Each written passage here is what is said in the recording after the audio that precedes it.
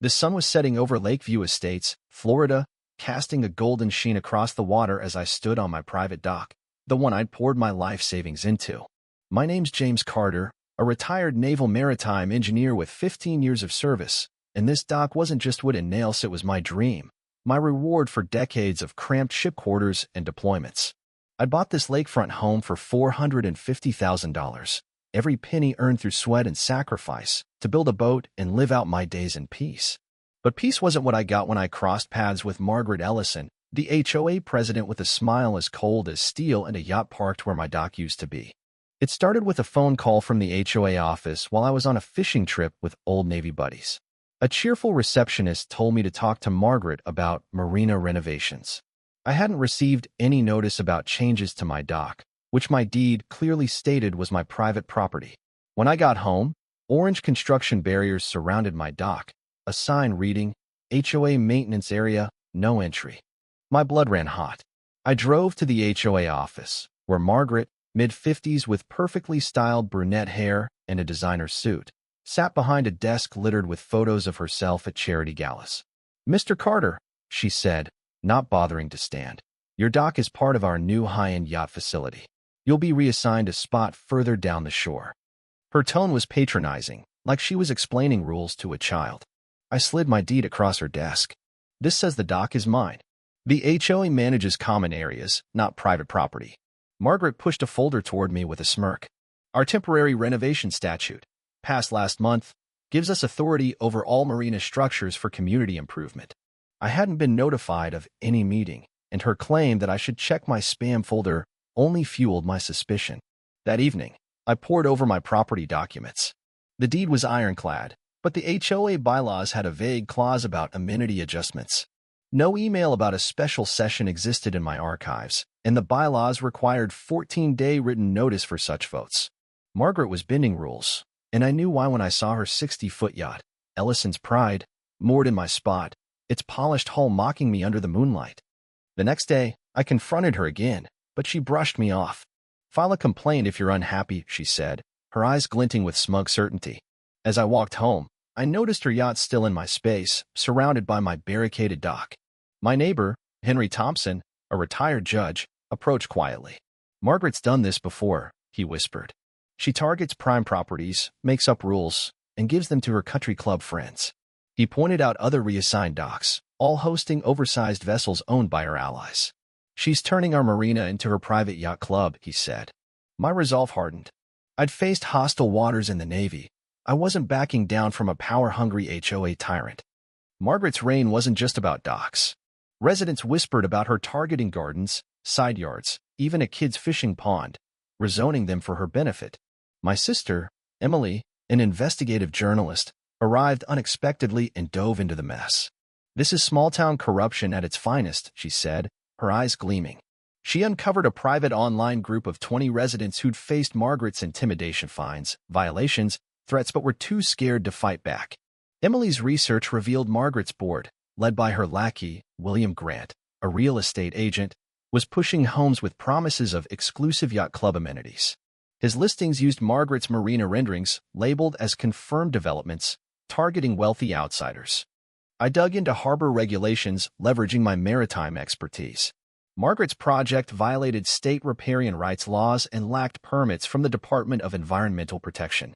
The proposed dredging would ruin seagrass beds, and the larger docks ignored runoff management, risking water contamination.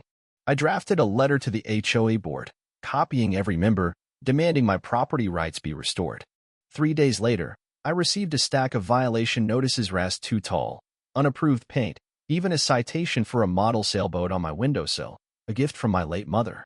The fines totaled $2,000, a clear retaliation.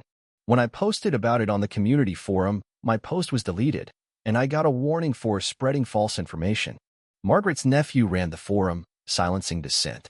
At the weekly HOA meeting, Margaret unveiled her marina overhaul, slashing 40% of docks to make room for yachts over 50 feet, costing $250,000 from the reserve fund. Her presentation screamed luxury resort, not community marina. I stood during public comments. "I'm James Carter, and my dock was seized without notice or consent."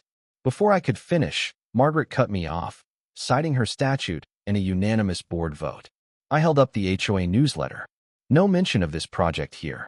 William stammered about an addendum nobody else had seen. Residents murmured, sensing the lie. I pressed. Florida law protects deeded property. Margaret's face reddened, but she insisted her legal experts backed her, refusing to name them. The meeting vote passed, but a few residents approached me afterward, sharing their own stories of Margaret's Abusisa garden seized, a fountain forced on a yard with maintenance fees. Emily connected us with a city planner who revealed Margaret's permit application was for minor maintenance, not a marina overhaul, and was under review, not approved. City officials, cozy with Margaret's social circle, were fast-tracking it. The city manager's wife was in her garden club. The zoning commissioner golfed with her husband, Charles, a corporate attorney. The mayor had partied on her yacht. We held a secret meeting at Henry's house, avoiding HOA cameras. Residents were angry but scared.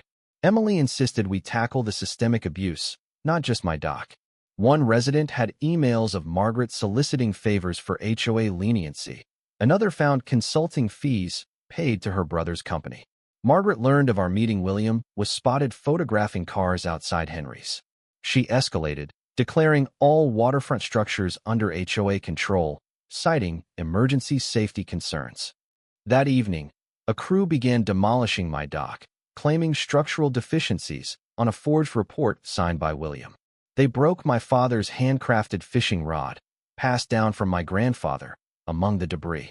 Grief and rage surged. "You want war, Margaret?" I muttered. "You'll get it." Our group met at Henry's fishing cabin, 15 miles away, to plan. Emily filed for HOA financial records, invoking transparency laws. Olivia found tampered bylaws, fonts mismatched, signatures swapped.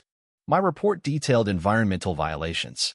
Henry built a legal case for fraud and property theft. We amassed 7 years of evidence. Margaret seizing gardens, parking, ponds, always for her allies. I called Charles, hoping he'd see the legal peril. He dismissed me. Margaret handles community affairs. But an unmarked envelope appeared in my mailbox, a transaction matching Margaret's yacht down payment on Charles's law firm letterhead. He knew but wouldn't act. William offered me a premium dock to drop my crusade. I refused. Margaret has friends in high places, he warned. So do I. I shot back, and mine follow the law. Using the bylaws, I demanded a special meeting, backed by 15% of homeowners. Margaret resisted but complied. The day before, her crew fully demolished my dock with a forged permit. I climbed onto the excavator, refusing to budge. Protecting my father's legacy, I told Emily. Neighbors recorded. Local news arrived. Margaret appeared, screaming, "I'll make sure you never live here again." Her mask slipped, caught on camera. I sent the video to the news, city planners, and Charles's lawyer. Ellison Marina Gate trended. The meeting packed the clubhouse. Margaret's speech about community standards fell flat. I showed my deed, the fake statute, and her yacht in my spot. Emily revealed the $65,000 yacht payment. Olivia listed legal violations. Henry condemned her flagrant abuse. William, shaking, confessed to forging documents under Margaret's orders, producing proof. Residents shared stories of intimidation. An elderly woman, Mrs. Larson, stood trembling. I've been afraid of her for years. Margaret's rant calling us ungrateful backfired. A recall vote, per bylaws, ousted her with 80% support. I became temporary president. She stormed out, vowing lawsuits. Margaret's counterattacks flopped. Her newspaper interview, in a paper owned by Charles's friend, painted her as a victim, but lacked credibility. Her defamation suit collapsed when Emily's video showed her admitting to removing permits. The city shut the marina for violation structural issues, environmental hazards, all from Margaret's unpermitted changes. Residents were furious, blaming her. Charles, haggard, offered a settlement. Repay $200,000, restore docks, and Margaret would quit the HOA. I added that they cover others' damages. She won't like this, he said. She'll like jail less. I replied. They paid, sold their home, and left. Charles and Margaret separated. Under my leadership, Lakeview transformed. New bylaws ensured transparency, digitized records, community votes, live-streamed meetings. The marina reopened, eco-friendly and safe, with solar lights and floating wetlands. Vague rules were clarified. Fines needed independent review. Property values held. New buyers came for our governance. My boat, with my father's rod in the helm, launched to neighbors' cheers. Emily's article on our fight inspired a movement. Our resource guide, shared online, hit 10,000 downloads. At the Marina's reopening, Charles appeared, apologizing publicly. He donated to the community fund, a step toward amends. I accepted, stressing accountability. A lawyer invited me to speak at a conference on HOA reform. As I stood on my dock, watching the sunset, I realized I hadn't just saved a piece of wood, I'd steered a ship called justice.